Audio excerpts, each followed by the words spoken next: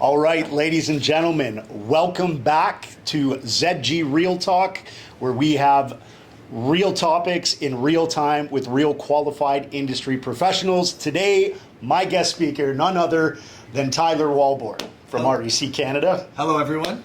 I'm Tyler, excited to be here. Amazing, man. Thanks for coming on. So just a little quick recap here. Tyler and I, we work together at REC, but Tyler has an amazing story, which I personally love, how he came to REC. So without further ado, I'm going to let Tyler go down and tell us a little bit about yourself, Tyler, how you were able to join REC and, you know, what your role is within the company, my man. Sure. Thank you for having me again, Zach. My name is Tyler Walbourne. I am a portfolio manager here at REC Canada, which is the investment firm that Zach and I are both part of. My main role with the organization is to understand what an individual investor is trying to accomplish, learn about their challenges, their successes, and build roadmaps of sorts or next steps in building wealth. Because that's why we're always having these conversations, no matter how they want to do it. It's always the end product is to build wealth. How I got started in real estate, 'cause I know you asked that question as well, is a very interesting. It really is. It's a really interesting part of my life. So I started off... And spare us no details, my man. Sure. I started off as actually a server. I worked at a restaurant downstairs at Jack Astor's. This was about a decade ago, where I served Jazz, Simeon, and Simon, and I must have did something right because they asked me, and it was Simeon more, and you know how Simeon is with his brash personality. He asked me after the shift to come upstairs because of this, potential interesting proposal. Mm-hmm. And I was like, okay, I don't even know who these guys are, but I come business card from one of them. I forget who at the time. Mm-hmm. I Googled searched them, and I was like, okay, legit. I'll come upstairs. I was interested to at the time I was trying to get my real estate license anyways, mm-hmm. So that was more serendipity. That was the world kind of bringing us together. But okay, I didn't know that. How far along were you in? Just started. I was okay, like in just the first course. Okay, it just happened. Like it just happened. I do believe in that positive affirmations where you want to go and plan. And you want the success in your life, and naturally I had a for sale sign on my home screen on my phone. I worked beside a brokerage, but it just so happened that I was serving them that day. Yeah. I became their assistant shortly after. Okay. How long were you in that role? I was in that role, and this is something that you would know anyways, is that we wear a lot of hats here. Yeah. We're a fairly significant organization, but what Jazz and Simeon have done very well, I think anyways, is they give people the space to grow. Mm-hmm. But to answer that question, I was their assistant for about 1.5 to 2 years. And at that point, I believe that I do more important work now, but I've never done more work in my life than those 2 years. I was running around every part of the Greater Toronto area at the time. I was, learning how to put deals together. Like I wasn't a realtor yet, but I was, I was shadowing, right? Yeah. But at the same time, I was still forced, no matter what else I had on my to-do list, was to call 50 of our insiders every single day. I started that a decade ago, and I'm really happy I did because, as what I'm doing now, mm-hmm. It's given me the ability to be comfortable. It's giving me the ability to be flexible mm-hmm. on the phone, and I really do enjoy that. So once I became their assistant, shortly after, about 1.5 years, actually I got my license, mm-hmm. And then I became their buyer agent. I became a buyer agent for REC Canada. I was boots to the ground. Yeah. I was showing properties. I had some listings. Mostly, though, I helped investors find active income properties, mm-hmm.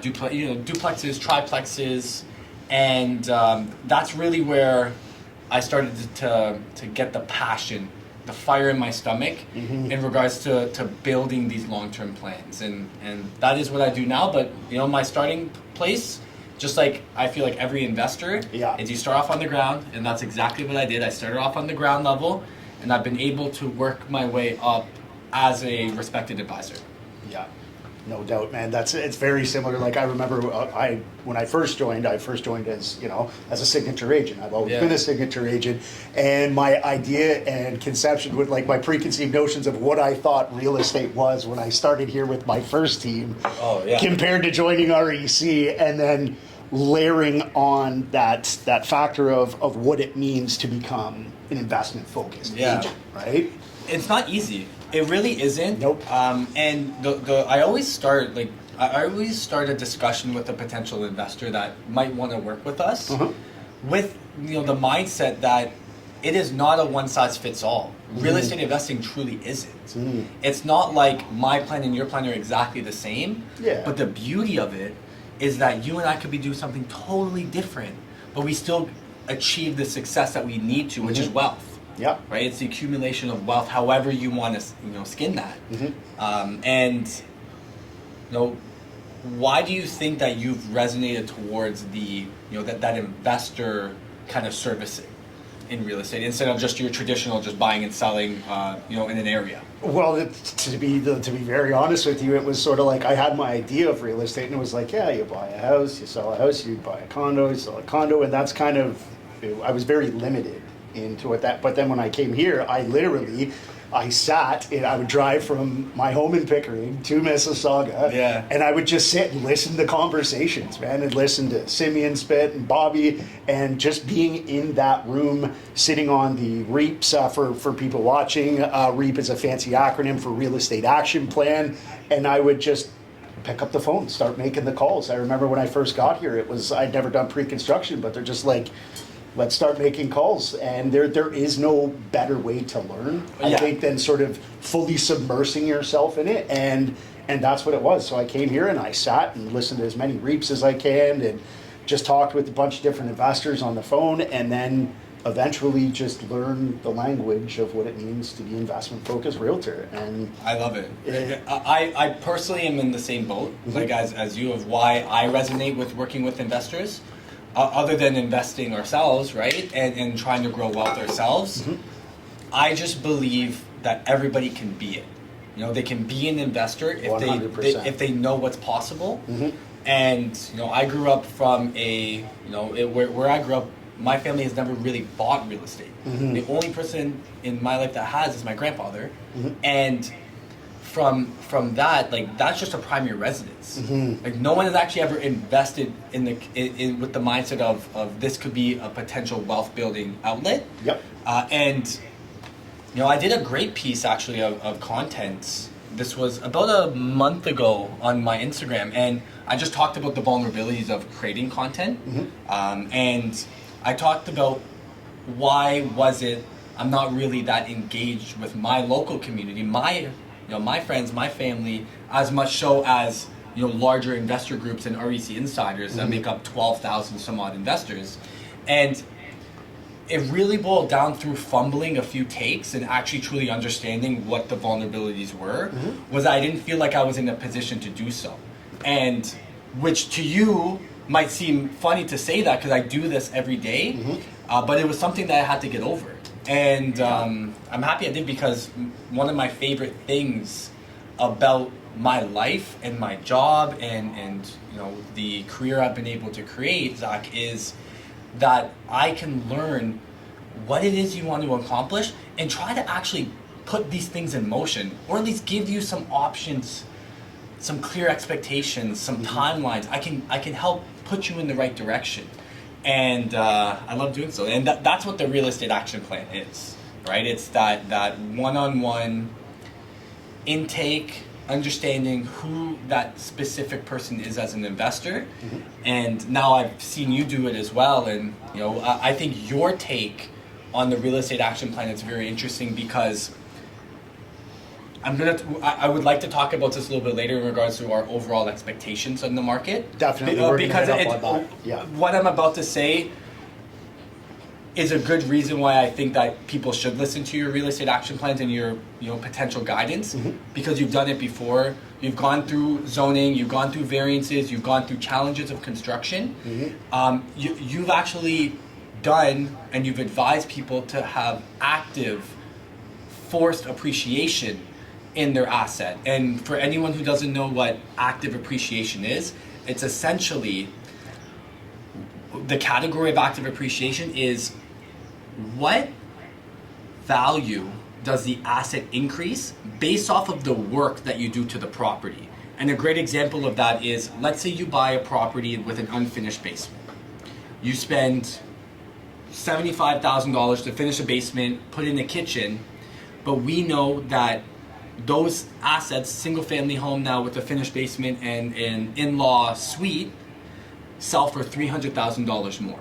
So, very loose numbers, $300,000 is the active appreciation. The capital required to make that happen was your closing costs plus $100,000 of renovation costs to make the $300,000 of wealth.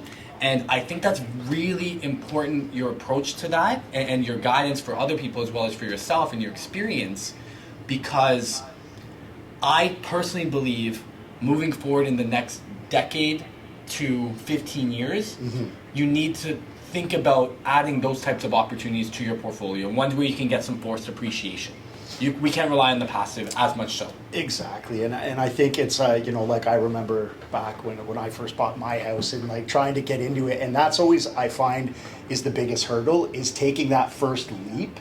Because it's essentially, you know what I'm saying, right? Hard, so man. essentially, it's taking that leap towards growth instead of jumping back to safety, right? Because that's what a lot of people play. And let's face it, inherently there are risks to any type of investment, right? And this is why doing your due diligence, knowing what the deal consists of, really finding out the framework and creating that wealth by doing your homework before you get into it. And I think a lot of people, when they open up that dialogue to that conversation, they're immediately there's that resilience that has to be broken down. But I think, with enough information and education behind that, we've helped thousands. Yeah. Right? So and it's not a one size fits all. Nope. Some plans are not right for the individual person and for me or for you. So you have to understand what your possibilities are.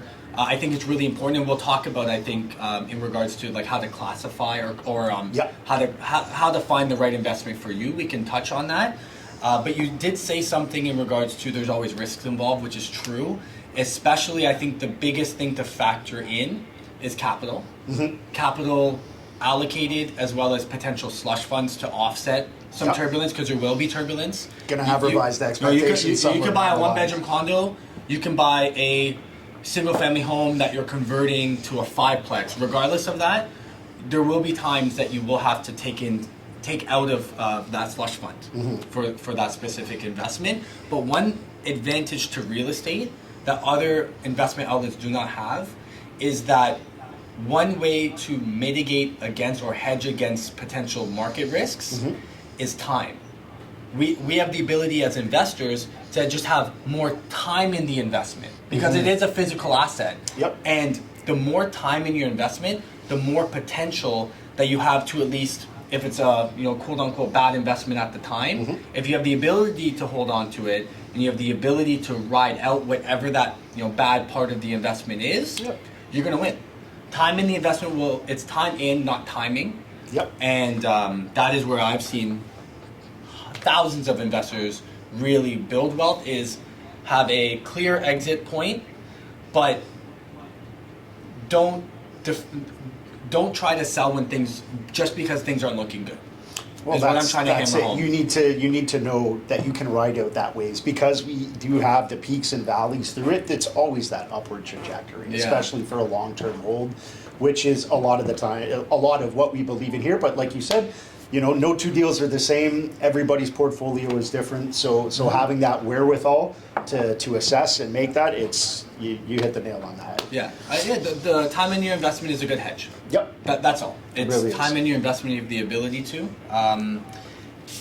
And I love investing. I love talking about it, so I'm happy. Well, we've come to the right place.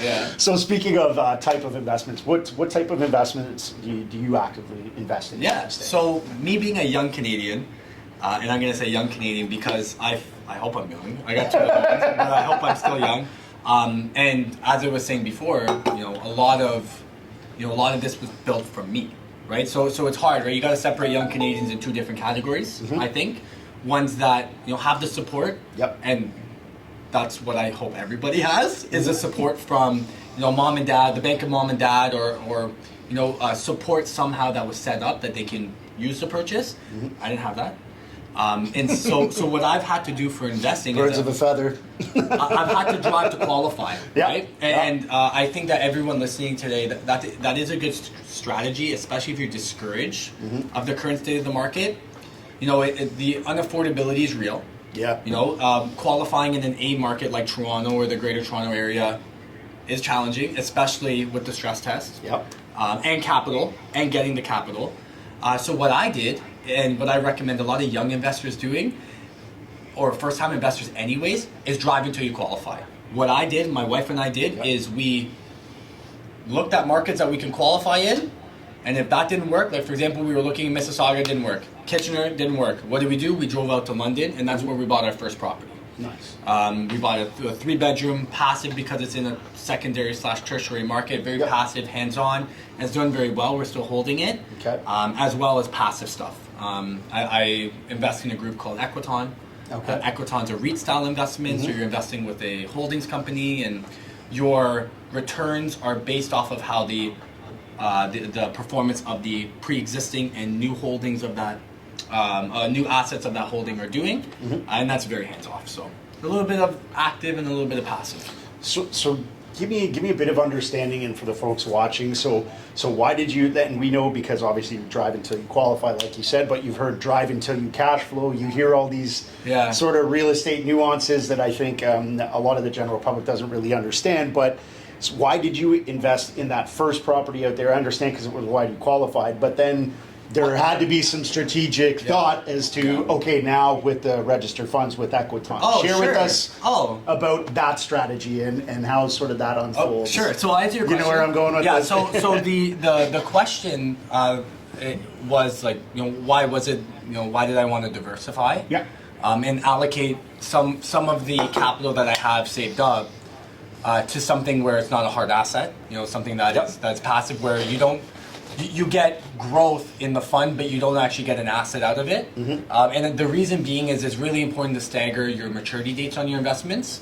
And that was a good opportunity for us to have something while we're working on our active portfolio that's still working for you. The payouts, we can just now stagger it to when we actually get the capital, which is a 5-year hold. We're going to get that in the 5 years back, and then we're going to use it towards either some more passive or some active. It's important to stagger your maturity dates. One, it hedges against market risks, especially interest rates. But also, you're able to shield a little bit in those taxes as well when you actually get the returns. And then I thought the question was going to be, why did you invest in a condo instead of like a duplex, for example, or a single family home? Other than the reason of, because I could have found something in Alberta. I could have found something in New Brunswick. The reason why, other than the qualification piece that I decided to buy into an emerging market, like one like London, is there's two main aspects of active investing that investors should look at, because you get more than this, but passive appreciation as well as cash flow are two categories that you get out of the investment, but they play a tug of war of sorts. Markets that offer better cash flow are markets that have little to slow passive growth, and passive growth being how much does the value of the home increase based off of the area without you doing any renovations to the property. So a slower rate of appreciation in a tertiary market than a primary. Correct. And then on the other side, markets that offer better passive appreciation or foundational growth and value, those are markets that offer little to no cash flow, right? And we had to, my wife and I had to determine what was right for us. If I was at the later stages of my investing, I already have an established portfolio, I've already allowed time to build wealth, I probably would have chosen a more cash flow like of opportunity. Because you're transitioning out of your 9 to 5, you want to still keep supplementing your expenses with some of this income coming in. But that's not the case where I'm at. I'm young. I like to hope I'm young again. And instead, what we wanted to do was more of that snowball effect. Yeah.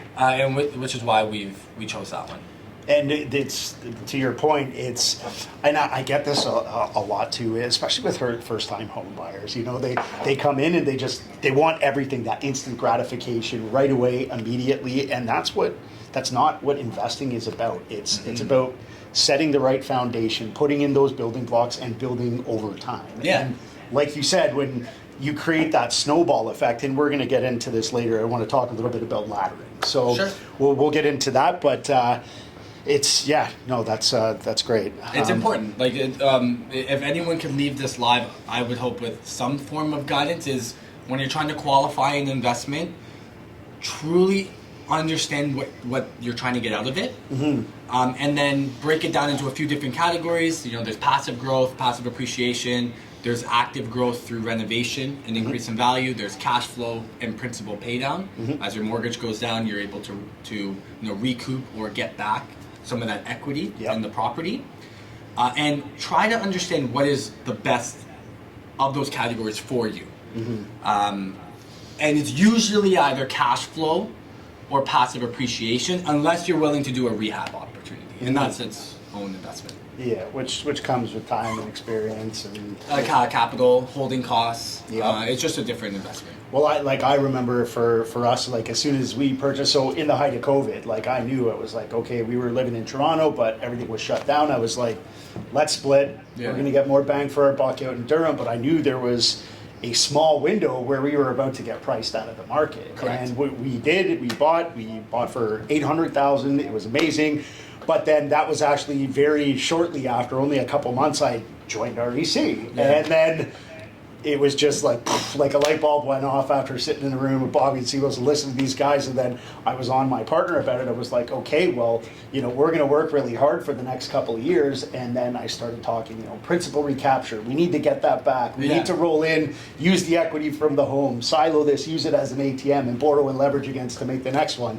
But then obviously, 2022 was an anomaly of a year, and we had just surpassed, we bought back in 2020. So right at the 2-year marker, I was just like, okay, that's it. I want our principal recapture back out. I had done a garage renovation. Yeah, you've done the active stuff. You've added value to your property. Yeah, and I mean that renovation was like any renovation. It's revised expectations. You think you've got it all planned out, and then you've got to go back to the drawing board. But a renovation that I thought was gonna cost me $25,000 and was going to be 3 weeks, ended up costing me about 65, almost 70, and took 6 months, right? But it's tough. When you go back to the active appreciation, I had held the property for only 2 years, and again, it was an anomaly a year, and we were in the interest rate friendly environment, but as soon as we did that, it was just like, okay, we do our refi, and we were reappraised at 1.2. Yeah. 2 years later, right? So we didn't take the whole $400,000, but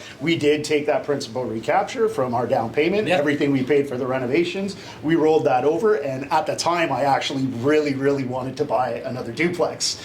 But with rates on the way up, and I was just about to have a baby, I didn't want to worry about tenants and toilets and another mortgage on top. So I went pre-construction as well. Right? You got to worry about diapers and potties. Exactly, my man. Exactly. So it's important to know, right, what you want to get out of it, and I think personally the next decade, it's far more significant to really understand your micro markets, really understand the opportunities. And that's actually what's leading me right into my next question. Yeah. So how do you assess and mitigate risks associated with different types of real estate investments, like as a portfolio manager? Because I'm the next office over, and I hear you on the phone all the time. Like when somebody is going into a situation where they're eager, they want to get out, they want to make acquisitions, they want to borrow, they want to lend. How do you sort of mitigate those risks and sort of dial people into the sense where it's like, okay, like we're happy to go down that road, and we'll take you into the shoulder, but we're not going to drive you into the ditch because of A, B, and C. Yeah, and the exposure is real, right? Especially if you're over leveraged and you're getting into something that's a little bit either too big or too costly.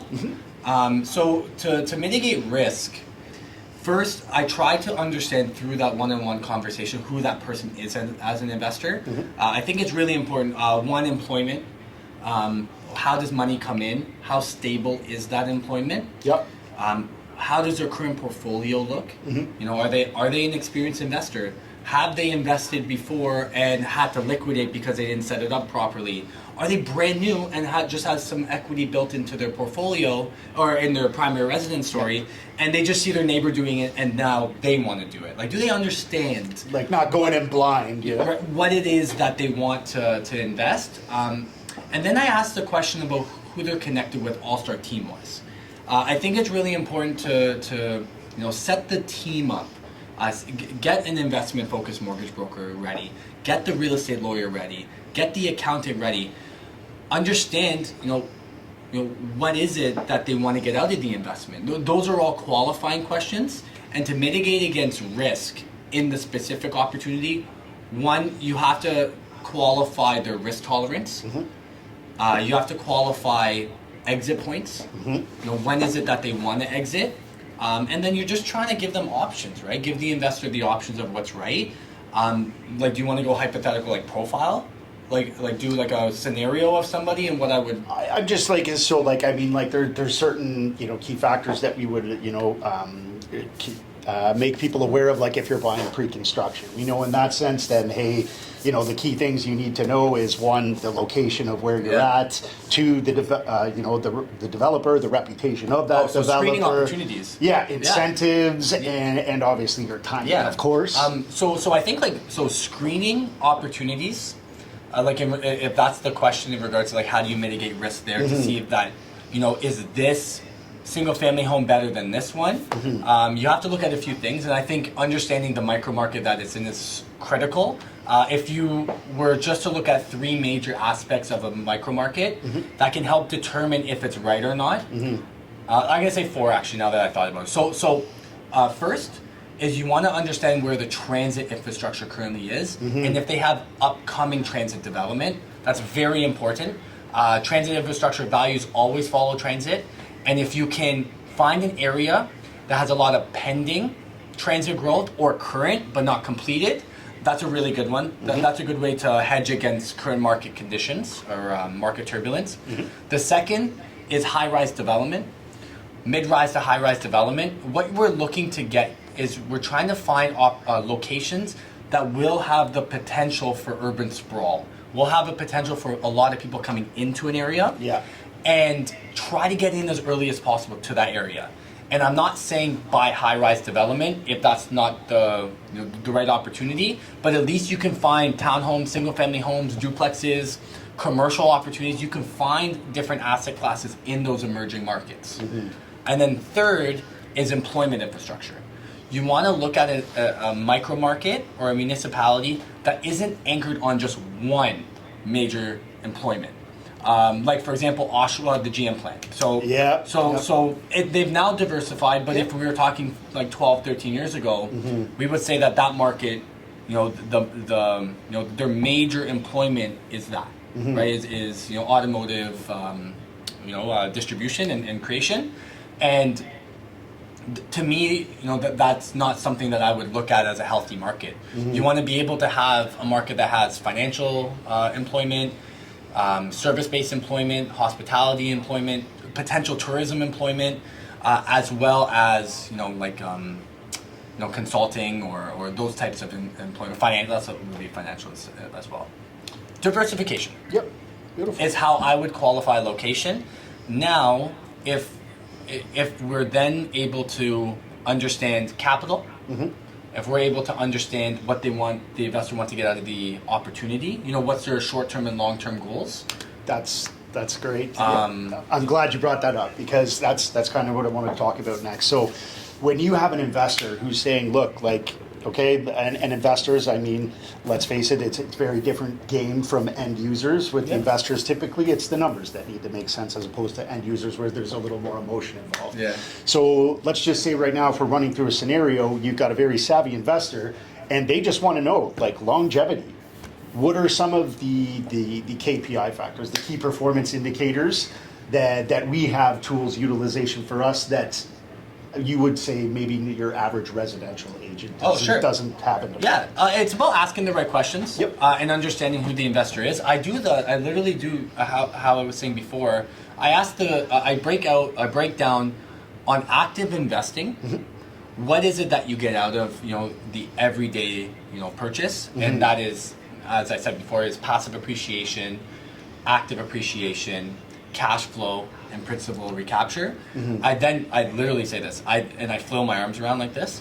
Like this, I'm seeing myself do. So it's funny. So I say in my left hand I have passive appreciation, in my right hand I have cash flow. You get both out of the investment, but as I said before, some markets offer better cash flow, but not as favorable passive growth. Some markets offer better passive growth, but not better cash flow. What is more important to you in your next investment? And I ask that question, and then you get the realest answer from someone there. Not even the realist answer in that point from making an assessment as a portfolio manager, but more so some of the tools that we have on hand and available to us to keep it. I mean, like right now, I'm very personally excited for the new tools that we've kind of had just come in available with the Performas. Yeah. That's yeah. So in regards to some of the ways that you can analyze the opportunity and find what's right for them, anyone that's listening today, just reach out to Zach. Zach will be able to send you this editable Performa where you can actually go and use to break down investments yourself. If Zach is anyone like me, I know that he is. He would also love to do it with you. So reach out to him and try to see if there is some good options in whatever market they're looking into. It's always good to, again, screen opportunities, understand what the investor is trying to get out of that option. Yeah. And then, in regards to what separates REC from other organizations, other than servicing 12,000 some odd investors every single year, and our brand and how we help people is more important than anything else. It's honestly just, we have the ability, because we've helped so many investors, truly understand the intricacies to what that person is trying to accomplish. We probably have heard it before. There are different strategies and different plans, but you can boil it down to 6, really, of options that they could have, and then from there it's about taking a more aerial approach to building the plan, which I don't think anybody really does. They're just a lot of realtors or investment specialists. They're trying to just get you into the next opportunity. And I get it, because that will help you build wealth. But if you don't take an aerial approach to planning and understanding where the person needs to be in 5 years or 7 years, Zach, it's going to be really hard to actually put things into motion and truly build wealth. And that's what we do. That's what you do. That's what we do at REC. And I'm very passionate about that. And this is why birds of a feather flock together, my man. Yeah. So I think that really leads us into a good point when we were mentioning earlier that you're right, taking that high level overview of how to grow wealth, not just with the one transaction, because that's not what we're about. We want to help you build the path to wealth through real estate investing over time. And how do we sort of mirror that with the laddering component? Oh, sure, yeah. So just to remind everyone, the importance of laddering, or what laddering is actually, is the ability to stagger the maturity dates, or the importance of staggering the maturity date of the investment. Maturity date could be when a passive opportunity gets paid out, a private lending deal, a land development deal, a REIT style investment. When does the money come back into your pocket? But also staggering the maturity dates of your mortgage. And there's a few reasons to do that. One is, as I said before, it shields against risk, potentially. It hedges against risk, like market interest rates. Like, let's say, for example, you own 3 duplexes, all with the exact same maturity date, around. Yep. The problem there is that you could have gotten hit in 2023 on the rise of interest rates, and now your portfolio that was cash flowing is now severely negative cash flow. Yeah. When you stagger your maturity dates, we might be able to have an investment that was, that didn't get touched with the high interest rates. And that's a good component. But true wealth is built by laddering your investments. And we can show an example of this. Let's say I have 2 lines, okay? I have a line here which is year 1, and I have a line up here, which is year 5, okay? Let's say we have enough ability to buy 2 opportunities with capital, okay? We have $250,000, and we have the ability to buy 2 properties. Instead of going and buying 2 duplexes, one way that many investors do, and how I've been able to help investors is, let's say we look at a duplex with $150,000 of the capital, and then a pre-construction with the remaining. Pre-construction condo being that you're buying from the builder, you're paying off these incremental deposits, and you at the end of completion you'll be owning that condo. You'll be getting a mortgage for the condo. And what we see if we can ladder the investment, because this is the beginning of a laddering plan, is let's say we have 5 years, okay? For 5 years on the duplex, we're allowing the property to appreciate in value, we're allowing some potential cash flow, we're allowing some passive appreciation to happen for the 5 years. I recommend, unless the values are really like great and you can take advantage beforehand, don't touch the values for 5 years, okay? In this hypothetical example. On the other side, with the pre-construction, you're not getting a mortgage for 5 years, you're not worrying about renting it out or having any carrying costs other than the deposits itself. You're paying off the deposits for 5 years. At the end of year 5, when you actually have to go and get the mortgage for the condo, what a lot of investors do is they go back to their duplex that has grown 5 to 7% per year in growth, value-wise. They'll refinance, they'll take some equity out, and they could, one, either pay themselves back on the 20% that they put in here, and in this scenario, time in the investment has given you the ability from the growth of your income property to buy this condo. So now your capital is back out of your pocket, and you can use that to go and purchase more real estate or not. Or what you could do is you can jump over, if you have the closing costs and the ability to get the mortgage here, you can jump over this investment, you can use the equity at year 5 to go buy something else. So now we're doing a 10-year, so now we're growing this way with 3. And at the same time, if the value of the pre-construction condo is good, you can wait. I would wait maybe another year or 2 because we're staggering our investments. You then can use the growth of your pre-construction condo to go buy something else. And now, because you've staggered your investment and you've kept the time in, you've been able to really just look at the snowball. Look at the snowball effect there. And it's all going at the same time. It's doing what it needs to do, and that is why you should ladder your investment. And then while you're doing this, also have some passive stuff that's in the background, and at least that's pooling and doing what it needs to do as well. Beautiful. And that's why you should ladder your investment. Last couple questions here. How much time we got left, Puya? 40 minutes in. Okay, beautiful. Okay, so not going to take up too much more of your time, my man, but a couple last questions here. I could do this with you all day. Beautiful, awesome. So let's say, okay, so right now, I mean, obviously there's a ton of different regulatory changes taking place within our industry.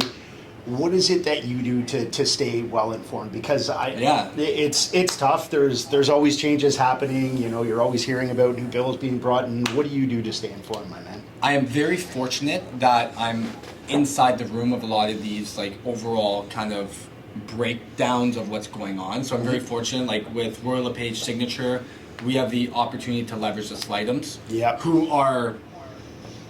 There's such a wealth of knowledge that I always leverage. Like when Chris or Jeff start talking about breaking down different changes or different market analytics, I just say nothing and listen. And that's good. As well, through REC Canada, we have a ton of events like the Brunch with REC, where we get to film and have industry experts go in and talk about some of this. So we're very privy to that. And but removing that, what I try to do, I'm a huge fan of YouTube.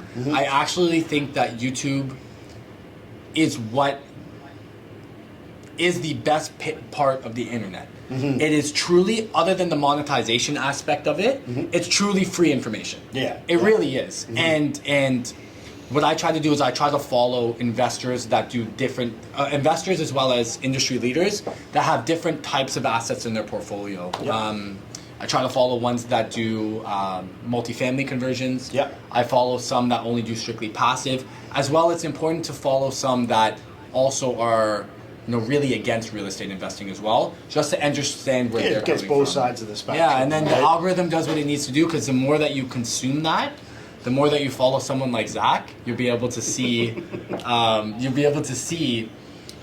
other, like-minded service providers, and use the algorithm for what it is, because you're going to get targeted anyways. You might as well try to build that muscle and to read. Yeah, I couldn't agree more, man. Like Yeah, for, what do you for me, do? the Slightums, like you said, being part of Royal LePage Signature, largest Royal LePage in the city, but the Slightums definitely gave me that anchor, because when COVID first hit, man, it was like the whole fucking world had to change how we were doing business, man, and a lot of realtors went dark. Yeah. It was just like nobody knew what was going on, and every week they would come on and I would just, shut Trudeau off and just turn on those signature lives, and that's where I would get a lot of my information, and they just really kind of gave me that driving force, like you can go dark or you can choose to become a leader in your community.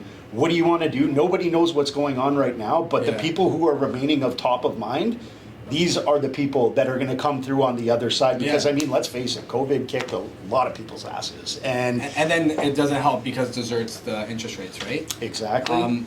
So I think what you said there is important, right? It's the importance of looking at the difference of microeconomics versus macroeconomics, and like micro changes and macro changes, because sometimes we can look at an overall, like, how is the market doing? How's Canada doing? How's Ontario doing? We can look at macro, but it doesn't actually explain on the ground what's happening. Yeah. And it's important to get both, but I lean towards getting more value I get more value from understanding micro motions compared to the macro. Yeah. And it's hard, you got to see both, but Yeah. numbers are very easily skewed. And it's important to get a full picture, and that's what I try to get. I try to get a bunch of stats and just really understand what does that, like, for example, what does days on market mean, and what's being included in that. What types of transactions are being included in that, like if I'm just looking at that. Beautiful, beautiful. Well said, brother. Yeah. All right, last question here, and I got to ask just because I love picking your brain, man. I love the energy when I come into the office. So if you could envision yourself, so where do you see yourself in 10 years? What is your career goals? What tips would you give someone looking to become a portfolio manager like yourself? Sure. So where I see myself in 10 years, first, I see myself I got 2 daughters, so see myself at a bunch of their events. I want I want to be very present. So on the family side, I want to be present. And I believe you can have a work-life balance. I really do. I don't believe the people that say that you have to work all the time. I think having that work-life balance is important for me and for everybody. On an advisory standpoint, where I see myself in 10 years is becoming as close as I can to a master of understanding the data. I'm gonna, really in these next decade, say less and listen more. I'm gonna really pick up on what other investors and what other people smarter than I am are doing, and I'm gonna try and incorporate that a lot more in my career standpoint.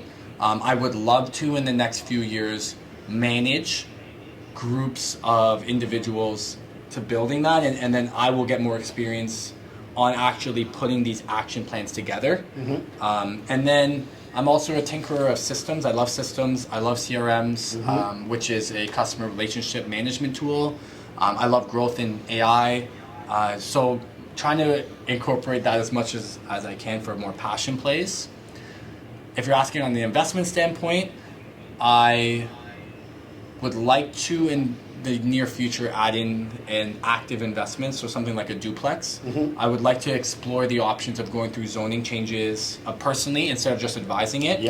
Going through zoning changes, adding units to an existing property is what I would like to try and do, and what I will do. I'm in the right room with people like yourself and your knowledge, so I'll definitely leverage that because I do believe in the next decade to 15 years, I think that those investments, the ones where you add in, as I said before, the ones where you add in units and the ones where you add in active appreciation, those are the opportunities that will actually truly in the next 10, 15 years, be the ones that perform amazingly.